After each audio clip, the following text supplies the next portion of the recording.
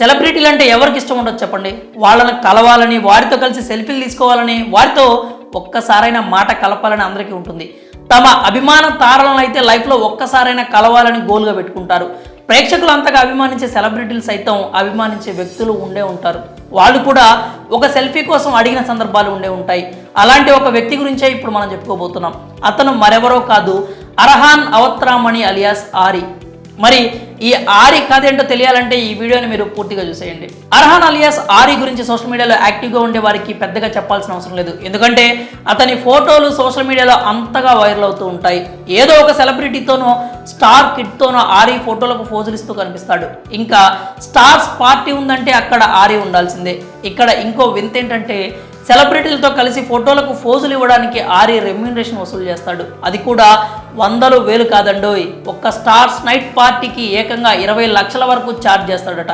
సాధారణంగా ఒక వస్తువును తయారు చేసి దానిని ప్రచారం చేసే మార్కెట్లో దానిని ఒక బ్రాండ్గా బిల్డ్ చేసి దానికి డిమాండ్ క్రియేట్ చేస్తారు. కానీ ఆరి మాత్రం తననే ఒక బ్రాండ్గా మార్చుకున్నాడు. అంతేకాకుండా తనకు విపరీతమైన డిమాండ్ క్రియేట్ అయ్యేలా చేశాడు.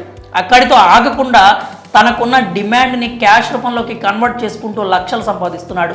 తనని తాను ఒక హ్యూమన్ స్టార్టప్గా చెప్పుకుంటాడు. ఇంత సక్సెస్ సాధించిన ఆరి జీవితంలో కష్టాలు లేవా అంటే కావాల్సినవి ఉన్నాయి. ఆర్థికంగా స్థిరపడడానికి చాలానే ఇబ్బందులు పడినట్టు చెప్తూ ఉంటాడు. తాను చేయని జాబ్ లేదంటూ చెప్పాడు. ఇంకా ఆరి టాలెంట్స్ విషయానికి వస్తే singer, song writer, fashion designer, creative director, stylist, executive assistant ఇలా చాలానే చెప్తూ ఉంటాడు.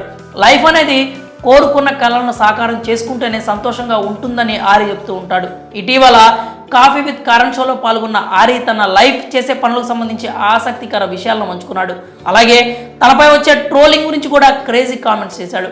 ఆరి పిక్చర్స్ నెట్టింట ప్రత్యక్షం కాగానే అసలు ఎవరితను, వీడితో ఫోటోలు దిగుతున్నారేంటి, వీడికి అంత సీన్ ఉందా అంటూ నెగిటివ్ కామెంట్స్ కూడా చేస్తూ ఉంటారు. తనపై వచ్చే నెగిటివ్ కామెంట్స్ కూడా అతను ఎంతో స్పోర్టివ్గా తీసుకుంటూ ఉంటాడు. నేను ఎవరో తెలియకపోయినా నా గురించి మాట్లాడుతున్నారంటే వాళ్ళు నాకు డబ్బులు తెచ్చిపెడుతున్నారు, అక్కడే నేను సక్సెస్ అయ్యాను అంటూ గర్వంగా చెప్తూ ఉంటాడు. ఆరి గురించి తెలిసిన వాళ్ళు తనకి యాటిట్యూడ్ ఉంది, తలపగురు అని కూడా కామెంట్ చేస్తూ ఉంటారు. అలాంటి కామెంట్స్కి సంబంధించి ఓపెన్గానే రియాక్ట్ అయ్యాడు.